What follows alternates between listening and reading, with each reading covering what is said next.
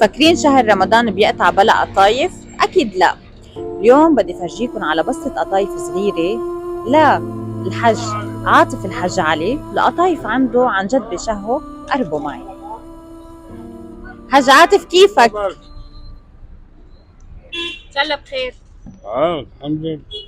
خبرني قديش صار لك بتعمل هيدي بسطة القطايف؟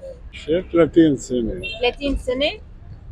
ودايما بتعملها او بس بشهر رمضان؟ لا بس بشهر رمضان، دي ابني بيعملها وأنا بيعمله إياه. ساعة على أي ساعة بتكون فاتح؟ الساعة 7 الصبح 5 6 العصر. بتضلك قاعد كل هالوقت عم تبيع قطايف؟ شو بدي إياه؟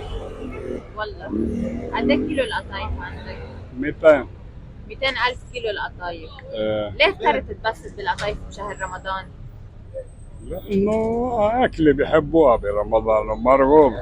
ما فيش يقعد بلا أكل قطايف، بده يتحلل. عم يجوا يشتروا؟ إيه أكيد، لأنه أكل رخيص. في الواحد يفوت على محل الحلو لا يشتري. عم توفي معك؟ يعني منيح الحمد لله، بضل يطلع مصروف الواحد.